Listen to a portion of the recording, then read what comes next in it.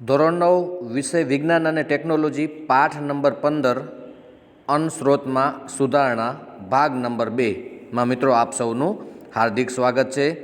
મિત્રો આપણે આ ભાગની અંદર આપણે અમુક જે મુદ્દાઓ છે એ આપણે શીખવાના છે અને જે પરીક્ષાલક્ષી પણ છે। તો પહેલો આપણે સૌપ્રથમ મુદ્દો લેશું અન્નનો સંગ્રહ, પછી પશુપાલન લેશું। તો આપણે સૌપ્રથમ શરૂઆત કરશું તો અન્નનો સંગ્રહ। મિત્રો ખેડૂત જ્યારે પશુપાલન વ્યવસાય સાથે અને કૃષિ સાથે જોડાયેલો હોય છે ત્યારે અન્નનો સંગ્રહ એ પણ એક અગત્યની બાબત છે। કારણ કે જ્યારે બીજથી લઈ અને જ્યારે એ પોતે ખેડૂત છે પોતાના ખેતરમાંથી જ્યારે અન્નના દાણા જ્યારે પકવે છે ત્યારે એનો સંગ્રહ કરવો એ પણ એક અગત્યની બાબત છે। તો એ પણ મુદ્દો આપણે અહીંયા લઈ લઈશું। તો અન્નનો સંગ્રહ મુદ્દો, તો ખેત ઉત્પાદન કે કૃષિ ઉત્પાદનને વધુ નુકસાન થઈ શકે છે। તો આ નુકસાનના જૈવિક કારકો કીટકો, કોતરીને ખાનારી ઉંદર અથવા ફૂગ, ઇતરડી અને બેક્ટેરિયા તેમજ અજૈવિક ઘટકો જેવા કે તાપમાન અને ભેજના અયોગ્ય પ્રમાણને કારણે સંગ્રહ સ્થાને નુકસાન થાય છે। તો આ પરિબળોને કારણે ગુણવત્તામાં ઘટાડો થાય છે, વજનમાં ઘટાડો થાય છે, નબળી અંકુરણ ક્ષમતા, નીપજનો રંગ દૂર થવો, જેને કારણે બજાર કિંમત ઘટે છે। તો આ પરિબળો પર નિયંત્રણ મેળવવા માટે યોગ્ય ઉપચાર અને સંગ્રહનું પ્રબંધન કરવું જરૂરી છે। નિરોધક અને અનેક નિયંત્રણ પદ્ધતિઓનો ઉપયોગ સંગ્રહ કરતાં પહેલાં કરાય છે। આ પદ્ધતિઓમાં સંગ્રહ કરતાં પહેલાં ઉત્પાદનની નિયંત્રિત સફાઈ કરી અને સારી રીતે સૂકવવામાં આવે છે। પહેલાં સૂર્યના પ્રકાશમાં અને પછી છાંયડામાં। તો રસાયણયુક્ત તથા ધુમાડાનો ઉપયોગ કરાય છે જેથી જંતુઓ મરી જાય છે અને આવી પદ્ધતિઓ તેમાં સામેલ છે। મિત્રો અન્નનો સંગ્રહ છે એ પણ એક મોટો પ્રશ્ન છે। કારણ કે જો તેને યોગ્ય રીતે સફાઈ કરી અને ન મૂકવામાં આવે તો પણ એના અંદર જીવાત પડી અને ખરાબ થઈ જતો હોય છે ધાન્ય પદાર્થ। અથવા એને બરાબર તડકો ન આપવામાં આવે તો એના અંદર રહેલ બેક્ટેરિયાઓ છે અથવા ભેજ હોય તો એના અંદર ફૂગ લાગવાની પણ સંભાવના રહેતી હોય છે। તો એ તમામ બાબતો છે એને સફાઈ કરી એના અંદર રસાયણયુક્ત પદાર્થ મૂકવામાં આવે છે જેથી તે અંદર કદાચ કોઈ એવો ફૂગ બેક્ટેરિયા હોય તો એમાં મરી જાય।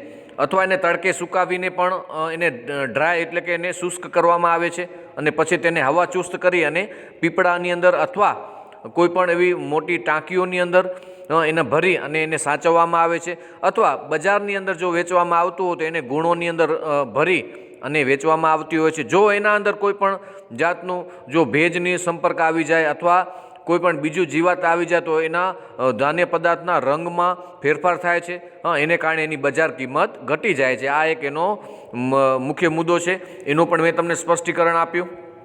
ત્યાર પછી મિત્રો હવે આપણે આગળ જોઈએ તો હવે સૌથી અગત્યનો પ્રશ્ન છે પશુપાલન। કારણ કે મિશ્ર ખેતીની અંદર પશુપાલન વ્યવસાય પણ એક અગત્યનો વ્યવસાય છે। એમાંથી પણ ખેડૂત છે એ આર્થિક રીતે ઉપજ મેળવતો હોય છે અને કૃષિ સાથે પશુપાલન વ્યવસાય એ એક આજના સમયની માંગ છે અને જરૂરિયાત પણ છે। તો એના વિશે આપણે થોડો પ્રકાશ પાડીએ તો પશુપાલન આપણો મુદ્દો છે। તો પશુધનના પ્રબંધનને પશુપાલન કહે છે। આના અંતર્ગત ઘણા બધા કાર્યો છે જેવા કે ખોરાક આપવો, પ્રજનન અને રોગો પર નિયંત્રણ રાખવું। પશુપાલનમાં દૂધાળા ઢોર, બકરી, ઘેટા, મરઘા અને મત્સ્ય ઉછેરનો પણ સમાવેશ થાય છે। વસ્તી વધારો અને રહેણીકરણમાં સુધારાને કારણે ઈંડા, દૂધ અને માંસની માંગ પણ વધી રહી છે। તો પશુપાલન માટે માનવીય વ્યવહારના પ્રતિ જાગૃતિ હોવાને કારણે પશુધનની માવજતમાં કેટલીક નવી મર્યાદાઓ પણ આવેલ છે। એટલા માટે પશુધનનું ઉત્પાદન વધારવા માટે તેઓમાં સુધારણા આવશ્યક છે। મિત્રો આપણે જોઈએ છીએ કે અત્યારના સમયની માંગ પ્રમાણે આપણે જોવા જઈએ છીએ કે તો વસ્તી વધારો અને દરેક સજીવને પોષણક્ષમ આહાર મળી રહે અને દરેક સજીવને પોતાનો ખોરાક માટે પશુપાલન ઉપર પણ આધાર રાખવો પડે છે। એમાં દૂધ છે, પશુઓનું દૂધ અથવા મરઘા અથવા મત્સ્ય આ બધાનો ખોરાક તરીકે ઉપયોગ કરવામાં આવતો હોય છે। પછી ઈંડા હોય, દૂધ હોય કે માંસની માંગ વધી રહી છે, એના કારણે આ વ્યવસાય છે એ આજના સમયમાં એની માંગ વધારે છે। હવે એના વિશે આપણે થોડુંક આગળ સમજીએ તો પશુની ખેતી કે કૃષિ, એ મુદ્દો આપણે અત્યારે લઈએ છીએ. પશુની ખેતી કે કૃષિ. તો પશુપાલનના બે ઉદ્દેશ્યો હોય છે: દૂધ આપનારા અને ખેતી ઉપયોગી કામ કરનારા, હળ ચલાવનારા, સિંચાઈ અથવા ભાર વહન કરનારા. માટે પશુઓને પાળવામાં આવે છે. ભારતીય પાલતુ પશુઓને બે મુખ્ય જાતિઓ છે: એક ગાય તો બોસન ઇન્ડેક્સ અને ભેંસ બોસન બુબેલિસ. દૂધ આપનારી માદાઓને દૂધાળા પશુઓ કહેવામાં આવે છે. જે દૂધ આપે છે એને દૂધાળા આપણે પશુ કહેશું. અને દૂધ ઉત્પાદન પશુનું દૂધ શ્રવણના સમયગાળા પર કોઈ એક મર્યાદા સુધી આધારિત છે, જેનો અર્થ એ થાય છે કે બચ્ચાના જન્મ પછી દૂધ ઉત્પાદનનો સમયગાળાનો પ્રારંભ થાય છે. મિત્રો, આપણે જોઈએ છીએ કે પશુપાલન વ્યવસાય બે રીતે થઈ શકે છે. તો એક તો બળદ હોય કે પછી દાખલા તરીકે ઊંટ હોય કે પછી બીજા અન્ય પ્રાણીઓ હોય કે જે ખેતી કામમાં મદદરૂપ થાય છે ખેડૂતને, એટલે કે ભારે વજન પણ એ ઉપાડી શકે છે અથવા હળ ચલાવવા માટે પણ પશુઓનો ઉપયોગ કરવામાં આવે છે. પરંપરાગત ખેતી છે. ત્યાર પછી બીજો વર્ગ છે કે દૂધાળા પ્રાણીઓ છે. એનો દૂધ નો ઉપયોગ કરી અને વિવિધ વાનગીઓ બનાવવામાં આવે છે અથવા વિવિધ વસ્તુઓ બનાવવામાં આવે છે અથવા દૂધનું ઉત્પાદન વધે એના માટે પણ ઘણું બધું એવું પ્રબંધન કરવામાં આવતું હોય છે. તો એ પશુપાલનનો જે ઉદ્દેશ્ય છે એના જે બે ફાયદાઓ છે એના વિશે આપણે ચર્ચા કરી. ત્યાર પછી આપણે આગળ જોઈએ. અહીં ચિત્ર પણ આપેલું છે કે ભારતીય દૂધાળા ઢોરની જાત છે. એનું પણ આપણે અહીંયા સમજ મેળવશું. તો આ રીતે દૂધ ઉત્પાદન દૂધ શ્રવણ કાળને વધારી શકાય છે. લાંબા સમય સુધી દૂધનું શ્રવણ કાળ માટે વિદેશી જાતો જેવી કે જર્સી, બ્રાઉન, સ્વિસ ગાયને પસંદ કરે છે. દેશી જાતો જેવી કે રાતી, સિંધી, સાહીવાલ રોગપ્રતિકારક ક્ષમતા ખૂબ જ વધારે હોય છે. જો આ બે જાતિઓમાં સંકરણ કરાય તો એક નવી સંતતિ પ્રાપ્ત થાય છે, જેમાં બંનેના ઐચ્છિક લક્ષણો રોગપ્રતિકારક ક્ષમતા તેમજ લાંબા સમયનો દૂધ શ્રવણકાળ હોય છે. મિત્રો, અહીંયા આકૃતિ બતાવવામાં આવેલી છે. એના અંદર જો ગાયની રોગપ્રતિકારક શક્તિ અથવા એની દૂધ જે શ્રવણકાળ એટલે કે દૂધ આપવાનો જે સમયગાળો છે એ વધારે હોય અને રોગપ્રતિકારક શક્તિ વધારે હોય એમાં, તો એવી જો જાતિ જો બનાવવામાં આવે તો તે લાંબો સમય સુધી કોઈ બીમારીનો પણ એ પ્રશ્ન ઊભો નહીં થાય અને દૂધ પણ એનો જે સમયગાળો છે એમાં પણ આપણે વધારો કરી શકશું. તો એના ઉપર સંકલન કરી અને નવી જાતિ બનાવવામાં આવે છે. એના અંદર આવા ઐચ્છિક લક્ષણો છે એ ઉમેરાઈ જાય છે. તો હવે આપણે પશુપાલન વિશે આપણે વાત કરી. ત્યાર પછી પશુપાલન છે એનું ઉત્પાદન વધે એના માટે પણ એનું વ્યવસ્થાપન એનું પ્રબંધન હોવું જરૂરી છે. બરાબર. તો અહીંયા આપણે આગળ જોઈએ કે પશુપાલન ક્ષેત્રની મુલાકાત લો, એ પ્રવૃત્તિ કરવાની છે. તો એના અંદર પશુઓની સંખ્યા અને વિવિધ પ્રકારની જાતિઓની સંખ્યા નોંધો. વિવિધ જાતિઓ દ્વારા દરરોજ મેળવાતા દૂધની માત્રાની નોંધ કરો. ઉત્પાદનનું પ્રમાણ માનવીય વ્યવહાર આધારિત પશુપાલનના પશુઓનું સ્વાસ્થ્ય અને સ્વચ્છ દૂધ ઉત્પાદન માટે ગાય અને ભેંસના શરીરની યોગ્ય સફાઈ અને યોગ્ય નિવાસસ્થાનની આવશ્યકતા હોય છે. પશુઓના શરીર પર ખરેલા વાળ અને ધૂળને દૂર કરી અને નિયમિત રીતે પશુની સફાઈ કરવી જોઈએ, જે જરૂરી હોય છે. અને તેઓનું નિવાસસ્થાન ધાબાવાળું અને હવાની અવર જવર યુક્ત હોવું જોઈએ.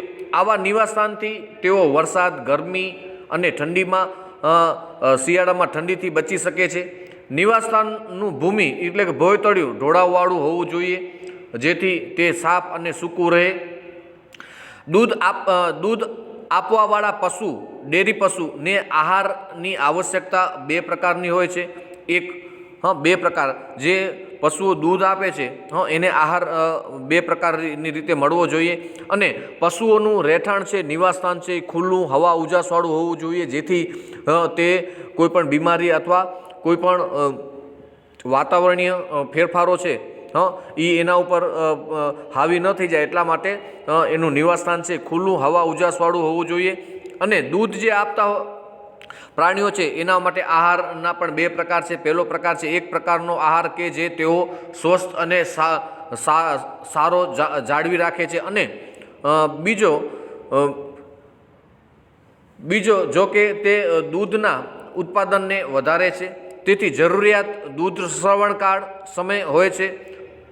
પશુ આહારમાં મોટો કે વૃક્ષ ચારો એટલે કે ખાંડેલું અનાજ જે સામાન્ય રીતે મુખ્યત્વે રેસામય હોય છે, અને બી સમૃદ્ધ જેમાં રેસા ઓછા હોય અને પ્રોટીન અને અન્ય પોષક તત્વો વધારે હોય છે. પશુને એક સંતુલિત આહારની જરૂર હોય છે, જેમાં યોગ્ય માત્રામાં બધા જ પોષક તત્વો હોય એવો પોષક તત્વો ઉપરાંત કેટલાક લઘુ પોષક તત્વો એટલે કે સૂક્ષ્મ પોષક તત્વો પણ એમાં ભેળવવામાં આવે છે, જે દૂધાળા પશુઓને સ્વસ્થ રાખે છે અને દૂધના ઉત્પાદનમાં પણ વધારો થાય છે. ત્યાર પછી ઢોર અને અનેક પ્રકારના રોગોથી ગ્રસ્ત થઈ શકે છે, જેના કારણે તેમના દૂધ ઉત્પાદનની ક્ષમતામાં પણ ઉણપ આવી શકે છે અથવા તેઓનું મૃત્યુ પણ થઈ શકે છે. એક સ્વસ્થ પશુ નિયમિત રીતે ખાય છે અને સારી રીતે બેસે છે તો તેમજ સારી રીતે ઊભા થઈ શકે છે. તો ઢોરમાં બાહ્ય પરોપજીવી અને અંતઃપરોપજીવી બંને હોય છે. બાહ્ય પરોપજીવી ઢોરની બહારની ત્વચા પર રહે છે, જેનાથી ઢોરની ત્વચાનો રોગ થઈ શકે છે. અંતઃપરોપજીવી જેવા કે કૃમિ, જઠર અને આંતરડા તથા યકૃતને રોગગ્રસ્ત કરે છે. સંસર્ગજન્ય રોગ બેક્ટેરિયા અને વાયરસને કારણે થાય છે. અનેક વાયરસ અને જીવાણુઓ રોગોથી પશુઓને બચાવવા માટે રસી મુકાવવી જોઈએ. તો મિત્રો અહીંયા પશુની સાર સંભાળની આપણે વાત કરી કે પશુઓ છે તો એને રાખીએ છીએ તો આપણે એને હવા ઉજાસવાળું એનું નિવાસસ્થાન, એનું જે ભોયતળું છે એ ઢોળાવવાળું હોવું જોઈએ.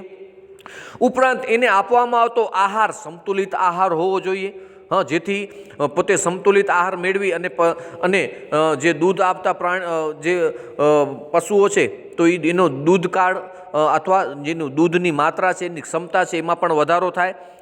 અને પશુઓની બે પ્રકારના રોગ થતા હોય છે, એક તો અંતઃપરોપજીવી અને બાહ્ય પરોપજીવી, એટલે કે એની બહારની ત્વચા ચામડી ઉપર પણ જે પરોપજીવી છે એને નુકસાન પહોંચાડી શકે છે, અને બીજા છે અંતઃપરોપજીવી જે શરીરની અંદર જઈ અને બીમારી ફેલાવે છે. તો આપણે બંને રીતે એને સાર સંભાળ રાખવાની છે. અંતઃ અને બાહ્ય પરોપજીવીની અસર ન થાય એના માટે પશુપાલન જે વ્યવસાય કરતા જે લોકો છે એને સાર સંભાળ લેતા હોય છે, અને જો એનું આરોગ્ય સારું રહે તો એનો દૂધકાળ અથવા એની દૂધ આપવાની ક્ષમતામાં પણ વધારો થાય છે.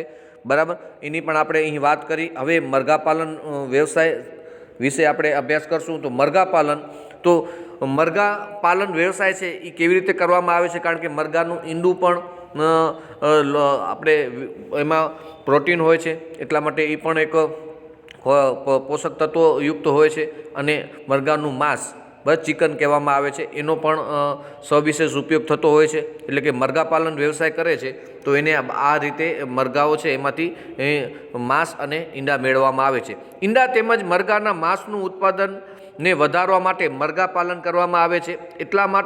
એટલા માટે જ મરઘા પાલનમાં ઉચ્ચ કક્ષાની મરઘીની જાતોનો વિકાસ કરવામાં આવે છે.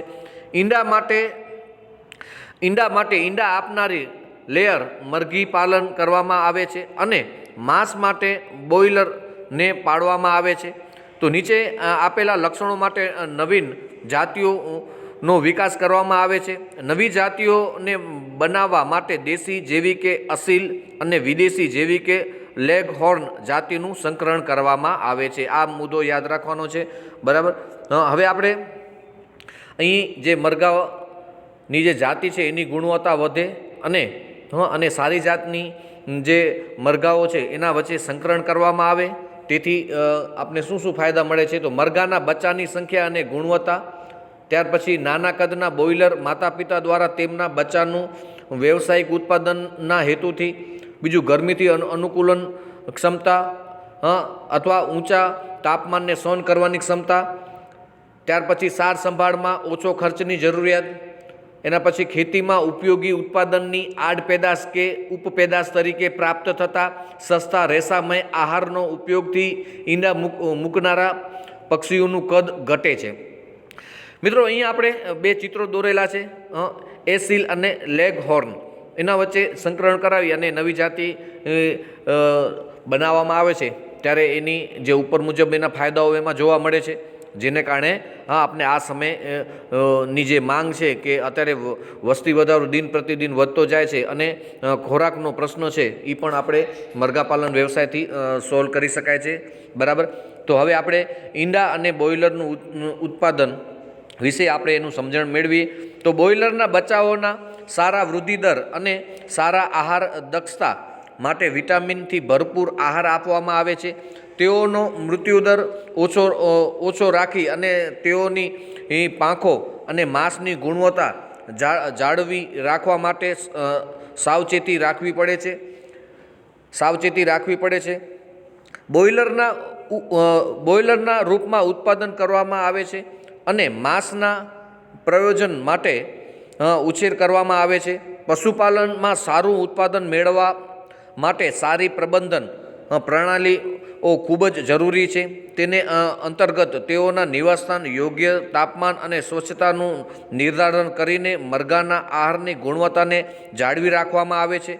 તેથી તેની સાથે રોગો અને જંતુઓ પર નિયંત્રણ અને તેઓથી બચવાની રીત પણ સાંકળેલી છે. તો બોઇલરનું નિવાસસ્થાન, પોષણ અને પર્યાવરણની જરૂરિયાતો ઈંડા આપવાવાળા મરઘીઓથી કેટલીક અંશે અલગ હોય છે.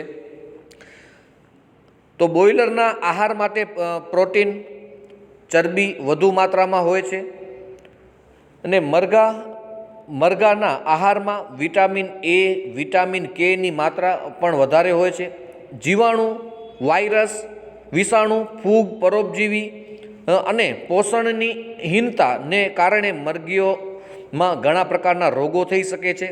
આમ સફાઈ તથા સ્વચ્છતા પ્રત્યે વિશેષ ધ્યાન રાખવું જોઈએ. તેના માટે નિયમિત રીતે રોગાણુનાશક કરનારા પદાર્થોનો છંટકાવ કરવો જોઈએ. મરઘીઓને સંસર્ગજન્ય રોગોથી બચાવવા માટે રસી આપવી જોઈએ, જેનાથી રોગના ફેલાવાથી તે ગ્રસ્ત ન થાય.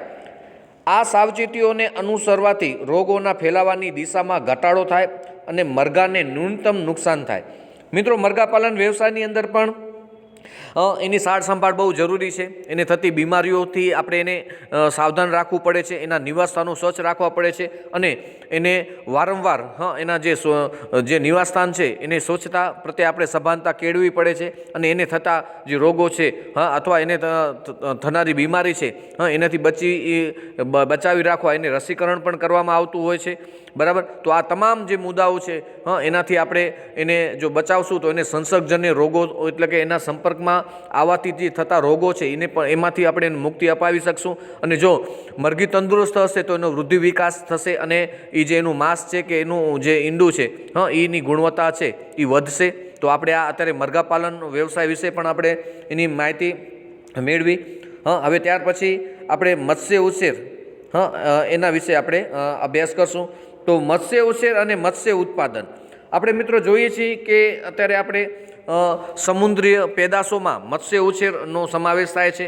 એનામાંથી સારા પ્રમાણમાં એવું પ્રોટીન મળતું હોય છે અને ભારત દેશની અંદર લાંબો દરિયા કિનારો હોવાને કારણે આપણે મત્સ્ય ઉછેર કરી શકીએ છીએ અથવા ખેડૂત મિશ્ર ખેતીની અંદર પોતાના વાડીની અંદર અથવા ફાર્મની અંદર પણ ટાંકો બનાવી, હોજ બનાવી એના અંદર માછલીઓનો ઉછેર કરી અને આ પણ એક વ્યવસાય કરી શકાય છે, જેને કારણે એમાંથી પણ સારી એવી ઉપજ મળે છે અને ખોરાક છે એ પણ પ્રોટીનયુક્ત હોવાને કારણે એની પણ બજારમાં માંગ વધારે છે.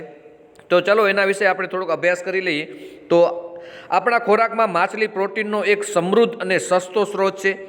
માછલી ઉત્પાદનમાં મીનપક્ષો યુક્ત માછલીઓ તેમજ કવચ માછલીઓ જેવી કે ઝીંગાઓ અને મૃદુકાયોનો સમાવેશ થાય છે.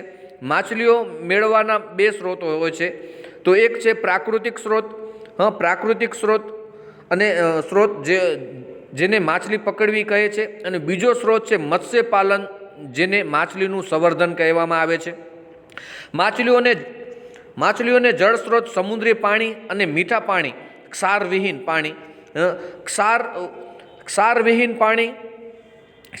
પાણી નદીઓ અને તળાવોમાં હોય છે. એટલા જ માટે માછલી પકડવી અને મત્સ્ય સંવર્ધન સમુદ્ર અને મીઠા પાણીના નિવસન તંત્રોમાં કરી શકાય છે. હા, હવે માછલીના એક તો મીઠા પાણી અને ખારા પાણીની માછલી હશે. બીજું આપણે જોઈએ છીએ મિત્રો કે સમુદ્રની અંદર જે વિપુલ પ્રમાણમાં ખારું પાણી છે પણ વિપુલ પ્રમાણમાં માછલીઓ છે, તો એને માછલીને પકડી અને ફિશિંગ કરી અને માછલીને પકડવામાં આવે છે અને ત્યાર પછી એનો ઉપયોગમાં લેવામાં આવે છે. બીજું મીઠા પાણીની માછલી, તળાવ, નદીઓ, ઝરણાઓ એના અંદર જે પાણી ભરાય છે એના અંદર માછલીઓ હોય છે. તો આપણે એના નિવાસસ્થાનના સંદર્ભમાં એના બે પ્રકારમાં વેચ્યું. હવે આપણે દરિયાઈ મત્સ્ય ઉછેર જોશું. જે ભારતના સમુદ્રીય કે દરિયાઈ મત્સ્ય સંવર્ધન ક્ષેત્રફળ 7,500 કિલોમીટર સમુદ્રીય તટ અને તેના સિવાય સમુદ્રની ઊંડાઈ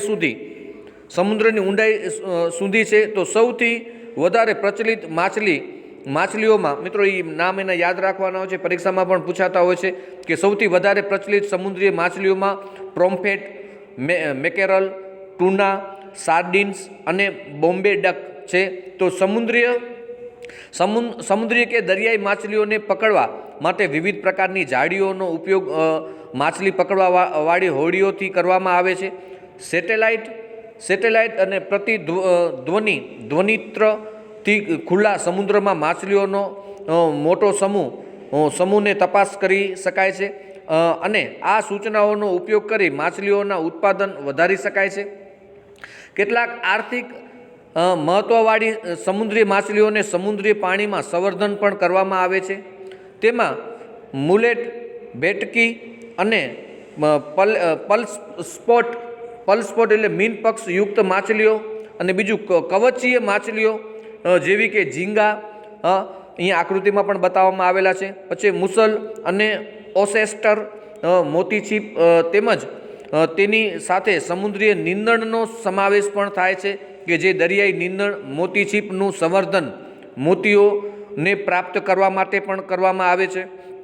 અહીં પણ આપને બતાવવામાં આવેલું છે આકૃતિની અંદર મીઠા અને સમુદ્રીય ઝીંગા, બરાબર. અહીંયા આકૃતિની અંદર પણ આપણે બતાવવામાં આવેલું છે. તો ભવિષ્યમાં દરિયાઓના ભંડાર ઓછા હોવાથી સ્થિતિમાં આ માછલીઓની પૂરતી સંવર્ધન દ્વારા થઈ શકે છે. તો આ પ્રણાલીને દરિયાઈ સંવર્ધન પણ કહે છે. તો મિત્રો અહીં માછલીનું સંવર્ધન એટલે કે માછલીઓની સંખ્યામાં વધારો થાય અને એ આપને વિપુલ પ્રમાણમાં એની સંખ્યા વધે તો આપણે માછલીઓની પેદાશ છે અથવા માછલીની સંખ્યા વધે તો તેનો ઉપયોગ આપણે કરી શકીએ છીએ. એના માટે એનું સંવર્ધન, એની સાચવણી, એની જાળવણી પણ અગત્યની છે. ત્યાર પછીનો આપણે મુદ્દો લેશું અંતઃસ્થલીય મત્સ્ય ઉછેર. તો મીઠા જળના સ્ત્રોત, નહેર, તળાવ, પાણી સંગ્રહાલયો અને નદીઓ છે. તો ખારા જળના સંસાધનમાં જ્યાં દરિયાઈ પાણી અને મીઠા પાણી મિશ્ર થાય છે, જેમ કે નદીમુખ, સરોવરની પણ અગત્ય મત્સ્ય સંગ્રહ સ્થાનો છે. જ્યારે માછલીઓનું પ્રગ્રહણ અંતઃસ્થલીય વાળો સ્ત્રોત પર કરવામાં આવે છે તો તેનું ઉત્પાદન વધારે થતું નથી. તો આ સ્ત્રોતથી મોટા ભાગનું મત્સ્ય ઉત્પાદન જળ સંવર્ધન દ્વારા થાય છે. તો મત્સ્ય સંવર્ધન ક્યારેક ડાંગરના પાકની સાથે પણ કરવામાં આવે છે. તો વધુ મત્સ્ય સંવર્ધન મિશ્રિત મત્સ્ય સંવર્ધન તંત્રથી કરી શકાય છે. તો આ ક્રિયામાં દેશ અને આયાત થતી માછલીઓનો ઉપયોગ કરવામાં આવે છે. તો આવા તંત્રમાં એક જ તળાવમાં 5 અથવા 6 માછલીઓની જાતિઓનો ઉપયોગ કરવામાં આવે છે. તેમાં એવી જાતિઓનો પસંદ કરવામાં આવે છે કે જેમાંનો આહાર માટે પ્રતિસ્પર્ધા ન થઈ શકે અથવા આહાર જુદા જુદા હોય. તો આ પરિણામ રૂપે તળાવના પ્રત્યેક ભાગમાં આહારના ઉપયોગ થાય છે. તો જેમ કે કટલા માછલી પાણીની સપાટી પરથી તેનો ખોરાક મેળવે છે અને રોહુ માછલી તળાવના મધ્ય વિસ્તારમાંથી પોતાનો ખોરાક લે છે અને મૃગલ અને કોમન ક્રોપ તળાવના તળિયેથી ખોરાક મેળવે છે. તો ઘાસ કાર્પ નીંદણને ખાય છે અને આ પ્રકારની આ બધી જ માછલીઓ સાથે રહેવા છતાં પણ સ્પર્ધા વિના પોતાનો આહાર લે છે અને આનાથી તળાવમાં માછલીઓનું ઉત્પાદન વધારે થાય છે. મિત્રો અહીંયા આપણે આકૃતિમાં જોઈએ છીએ કે આ માછલી છે એ પાણીના ઉપરના સ્તરમાંથી પોતાનો ખોરાક મેળવશે, બરાબર. કટલા માછલી છે, બરાબર. બીજી માછલી છે સિલ્વર કાર્પ, બરાબર. અહીંયા આપણે બીની અંદર જોઈએ છીએ. બીજું છે રોહુ, જે આકૃતિમાં બતાવેલો છે એ રોહુ છે. પછી ઘાસ કાર્પ, જે અહીંયા માછલી બતાવેલી છે. અને ત્યાર પછી આવશે બ્રિગલ અને કોમન કાર્પ. અહીંયા આકૃતિ આપણે એની આકૃતિ આપણે જોઈ અને સમજ્યા. એમાં માછલીઓ છે એના 3 રીતે ખોરાક મેળવે છે. એક તો પાણીના ઉપરના સ્તરમાં, એક પાણીના મધ્યમાં અને એક જે એનું તળિયું છે એટલે કે તળાવના નિવસન તંત્રના તળિયામાં જે ઘાસ હોય છે એને પોતે ખોરાક તરીકે ઉપયોગ કરે છે. બરાબર. અને પોતે એના અંદર ખોરાક મેળવવા માટે કોઈ સ્પર્ધા થતી નથી. તો આવી રીતે આપણે માછલીઓને વિકસાવી શકાય છે અને એનું સંવર્ધન પણ કરી શકાય છે. તો હવે ત્યાર પછી મિશ્ર મત્સ્ય સંવર્ધનમાં એક સમસ્યા એ છે કે આમાંથી કેટલીક માછલીઓ માત્ર વર્ષા ઋતુમાં જ પ્રજનન કરે છે. ત્યાં સુધી કે જો મત્સ્ય ડીંભ દેશી જાત માટે લેવામાં આવે તો આ અન્ય જાતિના ડીંભોની સાથે ભળી જઈ શકે છે. તો આથી મત્સ્ય સંવર્ધન માટે સારી ગુણવત્તાવાળા ડીંભોની પ્રાપ્તતા ન હોવી એ એક ગંભીર સમસ્યા છે. તો આ સમસ્યાનું સમાધાન માટે એવી પદ્ધતિઓ શોધાઈ રહી છે કે તળાવમાં આ માછલીઓનું સંવર્ધન અંતઃસ્રાવોના ઉપયોગ દ્વારા કરવામાં આવી શકે છે. આનાથી ઐચ્છિક પ્રમાણમાં શુદ્ધ માછલીના ડીંભ મળતા રહે અને સારી જાતની માછલીઓ છે એની જાતિઓ છે એનો વિકાસ કરી શકાય. બરાબર. અને એના ઉપર જે માછલીઓ છે એના ઉપર પણ એનું પ્રજનન કાળ દરમિયાન પણ એનું સંકલન કરી અને સારી એવી ઓલાદો છે એ મેળવવામાં આવે છે. બરાબર. ઓકે. હવે ત્યાર પછી આપણે આગળ પ્રવૃત્તિ કરીએ કે માછલીઓના પ્રજનન કાળમાં મત્સ્ય ખેતર અથવા મત્સ્ય ઉછેર કેન્દ્રની મુલાકાત લો. ત્યાર પછી મત્સ્ય ઉછેર કેન્દ્રમાં માછલીઓની જાતિઓ એનું જાણકારી મેળવો, તળાવના પ્રકારોની માહિતી, પોષણ આપવા માટેના ઘટકો, પછી ઉછેર કેન્દ્રની ઉત્પાદન ક્ષમતા. જો મત્સ્ય ઉછેર કેન્દ્ર તમારા સ્થાનની નજીકમાં ન હોય તો ઇન્ટરનેટ પરથી માહિતી એકઠી કરી અને પુસ્તકના સંદર્ભ લઈને અથવા તો જે લોકો મત્સ્ય ઉછેર વિશે જાણે છે તેમની જોડેથી માહિતી એકઠી કરો. તો આ એક પ્રવૃત્તિ હતી. હવે મત્સ્ય ઉછેર જોયો. મત્સ્ય ઉછેર પણ આપણે જોવામાં જઈએ તો એ પણ એક પશુપાલન વ્યવસાય સાથે જોડાયેલો છે. એ પણ ખોરાક તરીકે એનું ઈંડું અને એનું માંસ છે એ ઉપયોગમાં આવે છે. એમાંથી વિપુલ પ્રમાણમાં પ્રોટીન હોય છે. અને માંસાહારી જે ખોરાક મેળવે છે એ આવા પદાર્થોનો ઉપયોગ કરી અને પોતે આહાર મેળવે છે. હવે ત્યાર પછી મધમાખી ઉછેર. મધમાખી ઉછેર વિશે આપણે સમજ મેળવશું. મધમાખી ઉછેર એ પણ એક મિશ્ર ખેતીનો એક પ્રકાર છે. બરાબર. કારણ કે ખેડૂત છે એ મધમાખી ઉછેર કરશે તો એક તો સારામાં સારો એ જે મધમાખી છે એ પરાગનયનની ક્રિયામાં પણ એક વાહક બનશે અને પરાગનયનની ક્રિયાને ઝડપી બનાવશે.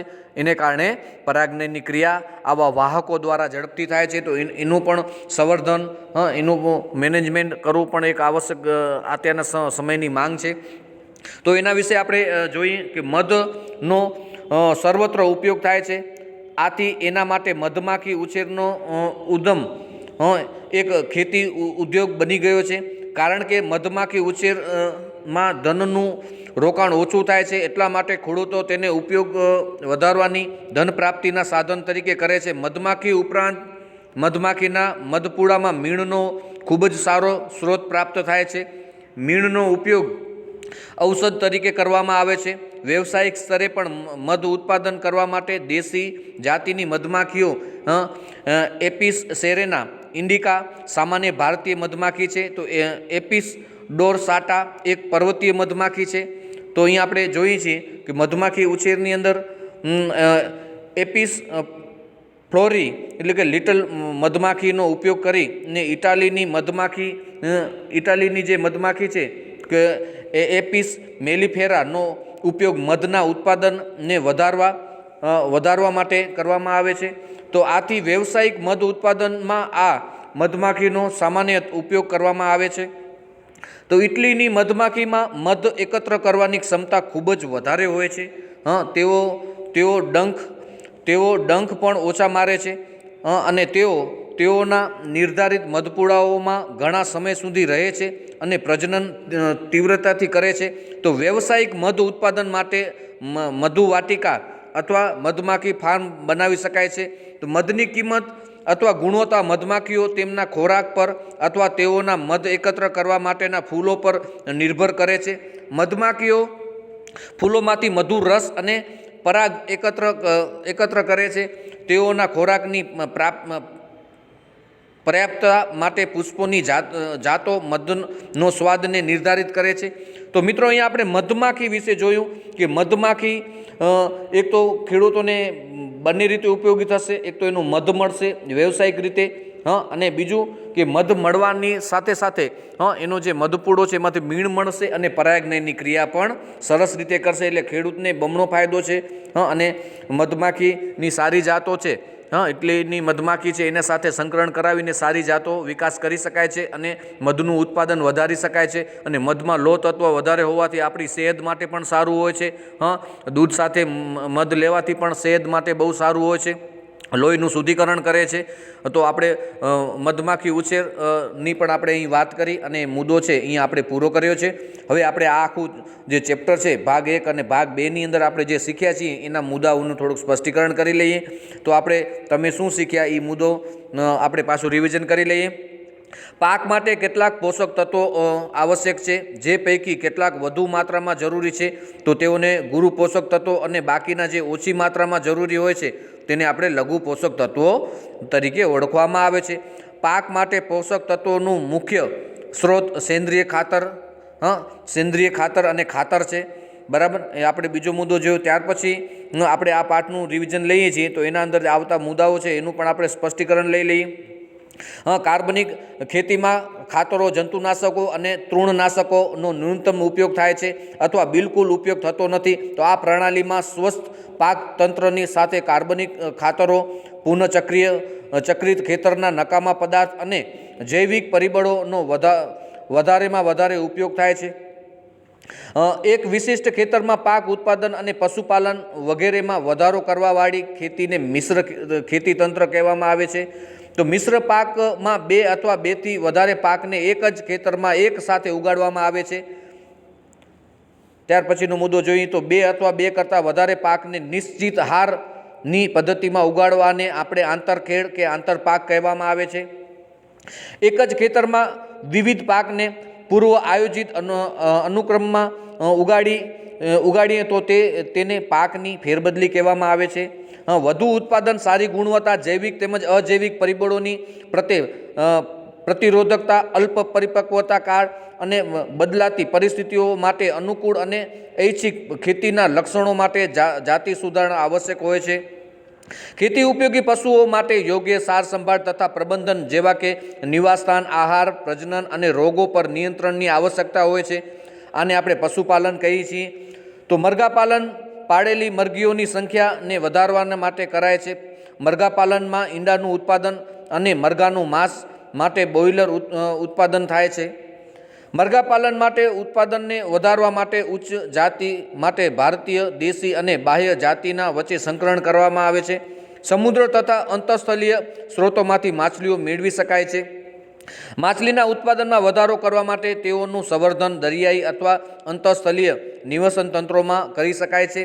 દરિયાઈ માછલીઓને પકડવા માટે ધ્વનિત્ર અને ઉપગ્રહ દ્વારા નિર્દેશ માછલી પકડવાને માટે જાળીનો ઉપયોગ કરવામાં આવે છે. તો મિશ્ર મત્સ્ય સંવર્ધન તંત્રમાં સામાન્ય રીતે મત્સ્ય ઉછેર માટે અપનાવાય છે અને મધમાખી ઉછેર મધ અને મીણને પ્રાપ્તિ કરવામાં વપરાય છે. તો મિત્રો અહીં આપણે આપણે પ્રકરણનું રિવિઝન પણ લઈ લીધું, એની સમજણ પણ આપણે લઈ લીધી. બરાબર, અગાઉ પણ મુદ્દાઓનું આપણે સ્પષ્ટીકરણ કરી લીધું. અહીં આપણે પશુપાલન જે મુદ્દો છે એના અંદર આપણે પશુપાલન જોયું. ત્યાર પછી આપણે મરઘાપાલન, મત્સ્યપાલન, મધમાખી ઉછેર, આ તમામ જે મુદ્દાઓ છે એનું સ્પષ્ટીકરણ આપણે કરી અને અહીં આપણે આ ચેપ્ટરની પૂર્ણાવતિ કરીએ છીએ. તો આ ચેપ્ટરની અંદર જે તમામ મુદ્દાઓ છે એ વિડીયો જોઈ અને એની સમજ મેળવી લેજો. અહીં આપણે આ ચેપ્ટરને પૂર્ણ કરીએ છીએ. તમામ મિત્રોનો આભાર, ધન્યવાદ, થેન્ક યુ.